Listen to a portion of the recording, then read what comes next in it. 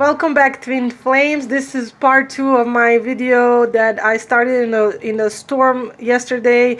It was the first snow this year in my state, and it was intense. And as some of you mentioned, it wasn't my intention to make it intense. It just happened. I went with the flow. I was going to tell you what was an amazing thing that happened the night before.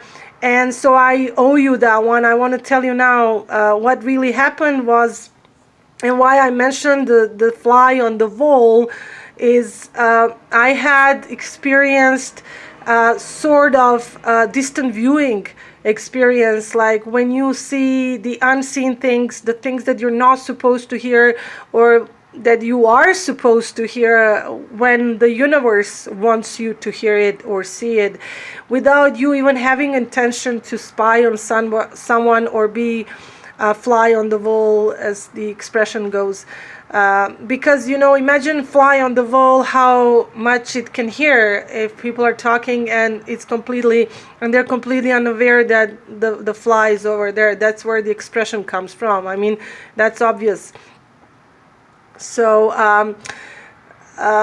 what happened was, I'm going to go straight into what happened was, and by the way, when I said amazing, I didn't mean that it was a positive experience. Well, it may have positive results, but for me it was very, very shocking and very intense and very, very disturbing, but amazing in a sense that universe has opened knowledge to me what's going on, and it was really scary.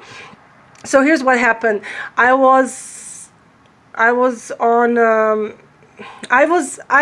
a really constant roller coaster with my manifested twin for the past weeks or so. It's been intense since the beginning, but it's really getting worse, and I've been cutting him off several times, but then he reconnects. He will push so hard to reconnect with me. He will, if I close all the apps, all the communication, then he will call me long distance, which really costs him a fortune, living in a poor country and having a phone with limited data. This is really like extremely expensive for him to do, but it doesn't stop him from calling my number directly and begging me to reconnect with him. And so it's been on and off for the last couple of weeks, and the reason why I disconnected was not only the readings that followed up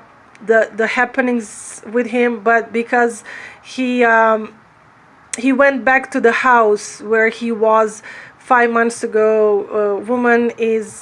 The woman that he visited is his sister's husband's sister. So his sister is married to a guy. Guy has a sister.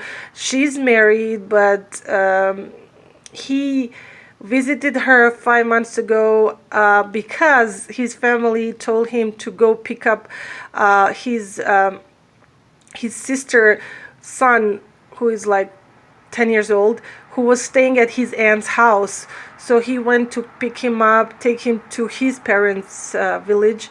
And I realized back then it was a pretense to just get him to that woman's house, to give him, I'm going to go straight for it and tell you, I didn't realize it right away, but I did realize it eventually, that what was happening was he was sent there to get black magic done, to be given in the food, in the pretense, like in the lunch that he was offered at that house.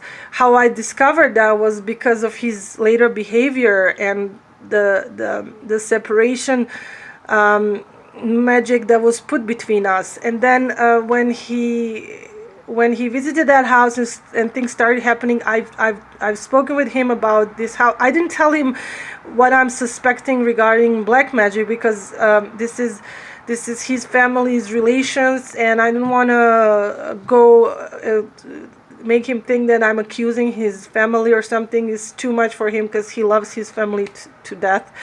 But I told him, from Islamic perspective, he shouldn't have visited that house because the wife's husband was at work at the time. And in our religion, basically, it is wrong to go visit single women or married women at the time when their male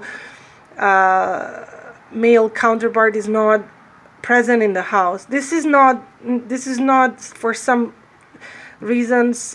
This is a very wise, I believe it's a very wise custom, because maybe people may be honest. I mean, 99%, let's say, people are honest, and they may have reasons to visit someone when their husband or their wife is not home. I mean, the custom goes the same way. Like, husband should not be visited by a strange woman or a woman who is not related to him when his wife is not home. This is all to prevent gossip, to prevent marriage breaks, problems in marriage, because neighbors could see someone walk in and stay there for maybe 15-20 minutes, hour, maybe nothing would happen, but people could start talking. And this happens in human societies all the time, and marriages get broken, and issues are created in the marriage. And I like this aspect of Islam, of preventative measures of something like that not happening. So it's just not polite to go visit non-relatives at the time when one of their spouses or other members of the house are not there. So I've pointed that out to him, and from that perspective, him being so religious and pious, to at least to my knowledge, to what he's presenting, and he argued that she's his sister, and I told him, she's not your sister, she is your sister's husband's sister, so you are not related. And in Islam it's called non-mahram, or someone you can marry, someone you can have sex with, someone you can have sexual relationships with. Whether you marry them, which would be the only right way, which is allowed in Islam, or you're not allowed to be alone with them because they're already married, and so they're prohibited to you, because that would be a sin to have some extramarital relations with a person. So it's called non-mahram, while mahram is your relations, your family. And there's rules in Islam regarding traveling. Women should be traveling with their mahram, with their relatives, with their cousins, with their brother or a husband or a father. This is another example where traveling with a strange man who is not your cousin, who is not your husband, who is not your brother or a father, could lead to weird things happening, or could lead to people start talking about something, making stuff up, and thus destroying someone's good character, and start making stuff up. So this is all preventative. So I told him that he shouldn't have gone to that house, even though he was picking up the kid who is related to him. It's his sister's son, and it's this woman's nephew. Still, he shouldn't have gone there. And he said, "You're right." After we talked about, he said, "You're right. I will not." I was talking to him when he was in the house, and he said, "I'll go now." And I said, "Is her husband home?" And he said, "No."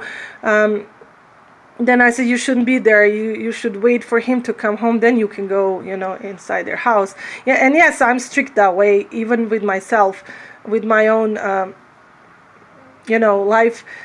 Whenever is not necessary, I don't stay alone with non-relatives or men who are not related to me. It can happen, and life is not perfect. Sometimes it happened to me recently, that I had to give a ride to my neighbor, but he is disabled man. He is mentally disabled, I mean, he's highly functioning, but if he was not mentally disabled, I wouldn't give him. He asked me to give him a ride to the store. I wouldn't give him a ride without requesting someone else to come along with us. You know, this is, I'm trying to describe to you that I apply the same rules in my own personal life. So I told him, and we kind of, he debated a bit, but then I showed him the argument from the Islamic perspective, from our scriptures, from the Hadith, from the Quran, and he then agreed that he shouldn't have, but he kept saying, but she's like my sister. She's not your sister. You could feel that way, but she's not. And that's the problem with my manifested twin. He seems to be extremely, well, you never know, but I think he's extremely naive, and he's very trusting. Sometimes there is such a thing as too much trusting. So this happened 5-6 months ago, and I was really upset, because after that things started happening between us. I didn't immediately realize that it was a separation black magic, that was a spell that was done by this woman, but eventually as things progressed, I realized that. And so the reason why I started blocking him, like, for the past 2 weeks, and going back and forth with him, trying to stay away from him for a while, was that he did go visit his family at their village, and on his way back he told me he's returning to the city, and normally he would go to his own apartment. He didn't say to me, he constantly called me and kept me informed. I didn't ask him to. He just likes to stay in touch with me most of the day, that he was coming back and so on. But he didn't tell me, he didn't lie per se. He didn't say that he returned to his apartment or not. He just said that he's going back to the city. But he was extremely, as the day progressed and the evening was coming, he was talking to me, he was calling me again. He said he arrived to the city. What was really happening, he arrived to that woman's house. Again, they dropped the kid on him back in the village and made him, obligated with the duty to drop off this kid to his aunt's house. And that's another weird thing, that this woman has influenced the family so much that they gave the boy, who's 10 years old, to stay in her house. She has 2 daughters, teenage daughters, and her husband is a butcher. He's never home, and she was given this son of my manifested twin sister to stay at her house all year long, apparently going to school in the city. I mean, that's a great excuse for a kid to have a better school to go to, but it's kind of fishy. How did she persuade the family to give such a young boy to stay in her house? It's something witches can do by by putting black magic on the parents to give her a boy. Because in Indian culture, Bangladesh and Pakistan, it's a big deal if women don't have any male descendants, no sons. And apparently she has no sons. She has 2 daughters, and this way she's probably making some kind of vision to her husband that they have a son. This is a fake son, this is adopted, sort of a foster kid. That's another thing that I don't like. And it's just a fishy thing, I believe. I don't know what you guys think, but then so he was dropping off the kid, and he didn't tell me that he was, because he knew I was not gonna like that. So he didn't tell me anything. He didn't say he was back in his apartment or not, but he kept being more and more angry with me for no reason, and acting as if he was drunk, if he was like a drunk man. And he doesn't drink. He's very religious. He never touched alcohol in his life, but I've seen people when they're drunk and not acting themselves, and he sounded like that. And eventually, that moment, that was 2 weeks ago. Week and a half ago, he actually, when he was talking to me, I heard his voice, and I recognized the boy's voice. I think I spoke with him and his sister once, a couple of months ago, from his family home, and I said, "Where are you? Wait a second, where are you?" And then he didn't say where he was. He didn't answer me. He just sent me a photo of the boy, and then I realized that the boy was sitting on the bed reading a children's book, and he was with him. And I said, "Are you at that woman's house?" Again, I told you not to go. And then I broke apart, and I told him what I really think. And I said, "That's why you've been attacking me all day. That's why you've been acting weird, because you're back there. Did you eat something again?" So they're giving him a double dose of black magic spell. It was obvious. This is something I don't suspect 1 second that this is what's going on. And he started. He called me back on the message. I hung up on him and I said, "This is it. I'm going to block you now, because I don't want the negative energy. I don't want the darkness and the spells be part of my life. Even if I love him and I want to continue this journey and to get in physical reunion with him, I don't want to be, if we have to fight for the light, I have to stay away from the darkness, love him from the distance until things clear up. I have to pray for him. I have to stay in the light. And I don't want that negative energy." I felt it. It was so strong. It was so strange, and I could feel it through the phone. I could feel it because I felt that he was in that house.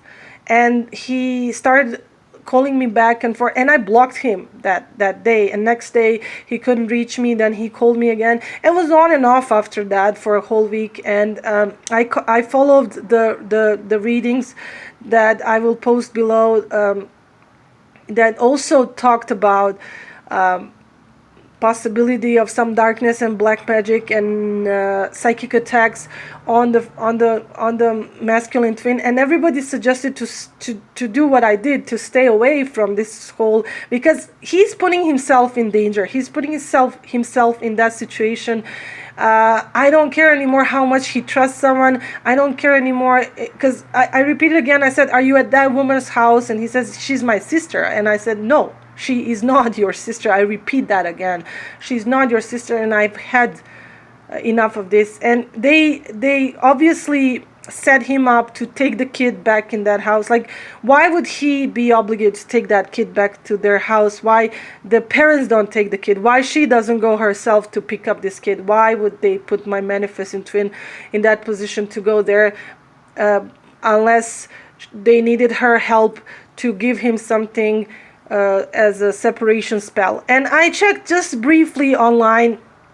What usually they do is cut some fruit or something in half and do some chant over it, some evil spell, and then it's like to separate the fruit into two halves, and then give this person whatever, God knows what else they do, to give this person that to eat. And then he will start acting with hatred towards his beloved, and feel anger and hatred instead of love and soft feelings. So I cut him off. Then he came back, because I just can't shake him off. He will call me, he will beg, he will not let me go. But then eventually when he came back, he kept fighting.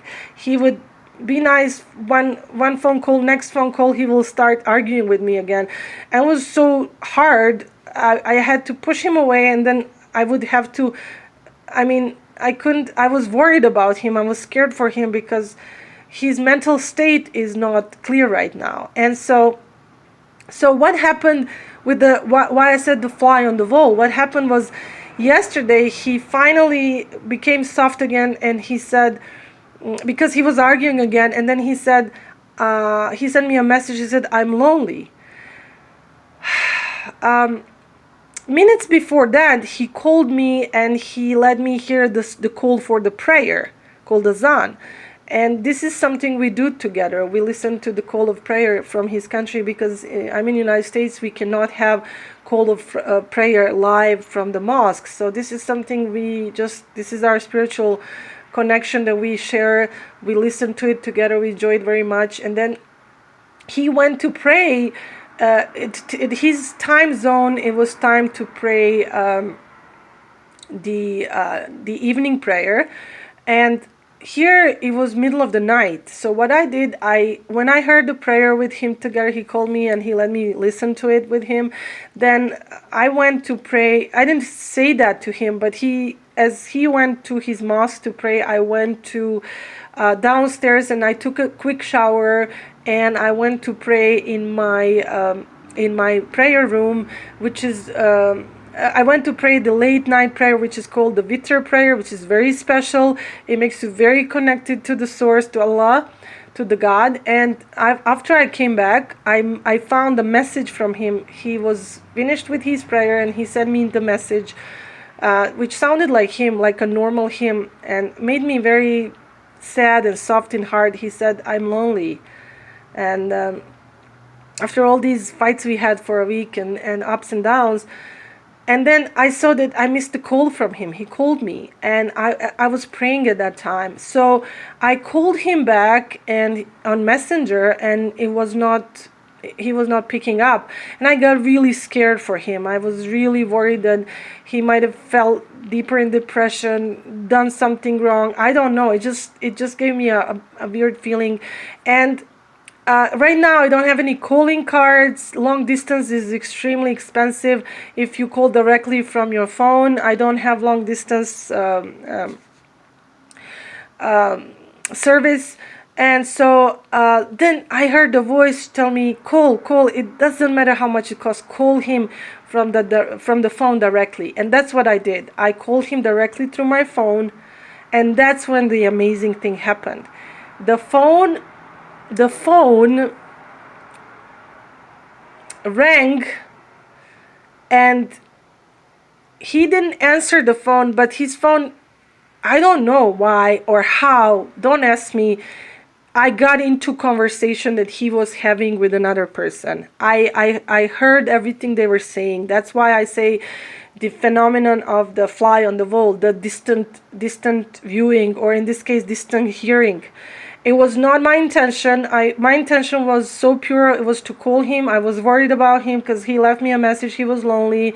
We had all these hard times the whole week, and I didn't pick up the phone, and I was afraid he was gonna think that I'm avoiding him again, and I felt just worry in my heart. So I called him back.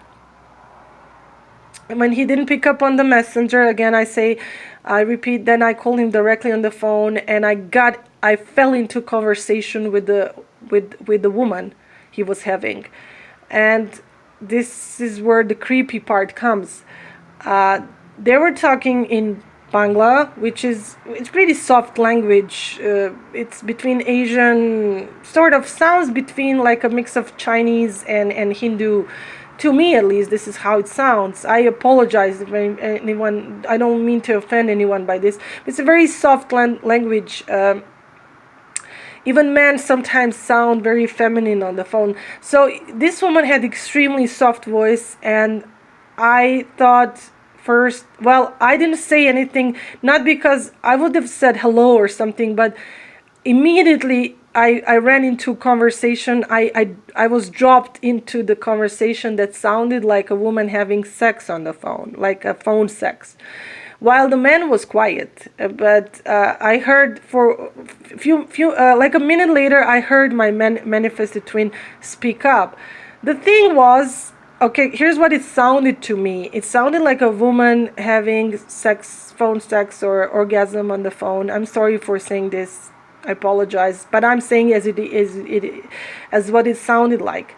And you must imagine my shock when I heard that, and I immediately, I was shaky. I started crying. That was like horrible to hear. I couldn't speak up even if I wanted to. I would have screamed, but I couldn't. I was completely paralyzed. I looked in my phone, and I was not believing that this was his phone number. I thought maybe I called wrong phone number, but it was the same number. And the line got disconnected, and then I called again, and this time I heard the voice from the service, from the telephone service, which was also a female voice in Bangla language, which was pretty soft too, but there is a huge difference between someone having sex or making orgasmic voices on the phone and a regular voice. So this service voice was just a normal, it was soft, but it was just a normal saying something in Bangla, and then in English it said that the line was busy. And so that made me realize that I didn't call the wrong number. I called the right number, but with the force of God, with the force of universe, I was able to hear the conversation, which has shocked me and amazed me in a negative way. But at the same time, this is a gift. This is a gift of knowing, of running into something that may be terrible, but at the same time, it's eye-opening. And I was shocked. I dropped the phone and I messaged him in the messenger, and I said, call me immediately. What is this? What is going on? First reaction was to drop everything, to block him forever, block him from my phone. I was so angry. I was shaking, but something was stronger than that. My faith and my faith in God and faith in Twin Flame, no matter how crazy it sounds right now and stupid, is that this could be explained somehow. And I was not in denial that what I heard, I know what I heard, but I had to give him one more, in this hardest moment ever, give him one more benefit of the doubt, to give him a moment to explain, because I could have just blocked him, but then that would stay with me forever, this horrible sound. I mean, it's still lingering here. I can still, it's bugging me still, of course it does, but what if I cut him off forever and never hear again what he had to say about it? Like, even if he was gonna lie and make me a fake excuse, I still wanted to hear it. What would he lie about? How would he excuse this? What I heard? So I messaged him and I said, you have 2 minutes to call me back and explain. I heard a woman having sex on the phone with you, or something like that. I wrote, I don't know, I wrote fast and I was in shock. And so he's not calling me, and I called him back in Messenger, and his Messenger is still busy. And then I was like, I don't care. It cost me $35. I received a message from my phone service immediately after that. I know it sounds crazy, but I let it be. I mean, this was so intense. So I called back directly through the phone, and he picked up. He picked up, and he sounded. Listen to this, guys. He sounded so distant and so strange, and as if he was in the middle of some kind of situation or something. He answered the phone, but he didn't really want to talk to me. He didn't answer the phone, and I was boiling by that time. I was boiling, I was crying, I was really screaming on the phone. And I said to him, I demand right now to tell me, who is this woman? How could you do this to me? What have I ever done to you to deserve this? You are a call boy. Are you a call boy? What is this? You said lonely 1 minute, next minute you're calling another woman and having phone sex. Is that? And then he said, I'm busy. I can't talk to you right now. And that did it. I was mad to. No, I mean, I can't describe. So I blocked everything. I blocked him off the Messenger, blocked him off all the calling apps and everything. And I just cried. I wanted to connect with you guys immediately and make the video, but by the way, that was Friday night. But I didn't want to spread that negative energy on anyone. It was so intense. It was so dark. It was so hard. What happened 1 hour later, he called me from his phone directly, because this is the only way he could reach me, and I didn't pick up. I blocked that number then he called me from someone else's phone, and it came through Vancouver, Canada, and I thought it was someone else calling me, so I picked up the phone and it was him, and he said, listen to me, let me explain. And I said, well, I want to hear this. This would be great to hear this explanation right now. What kind of lie he's going to come up with next.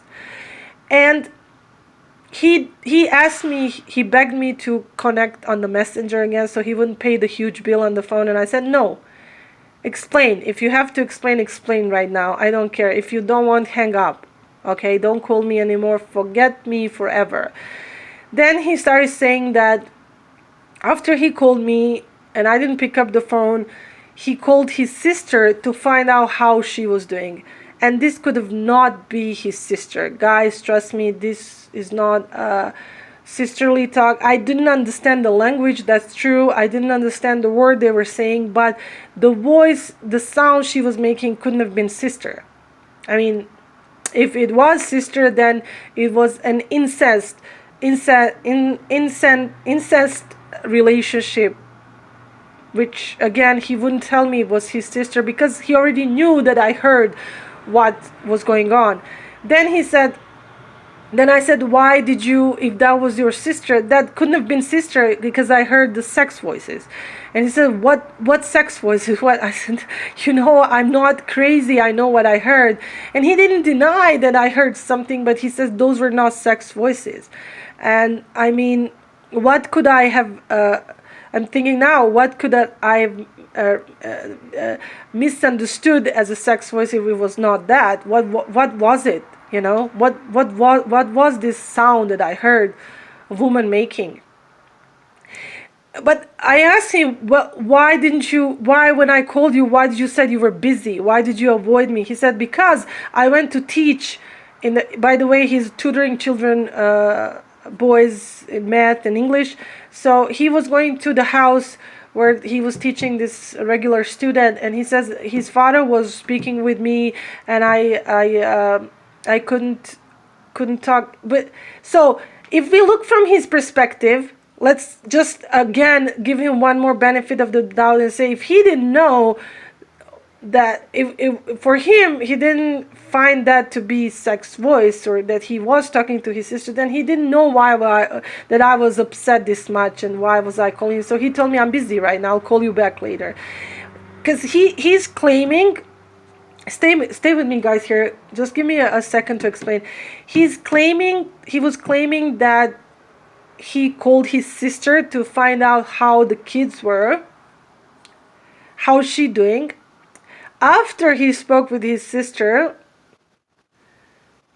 he was talking to her while he was walking to the student's house.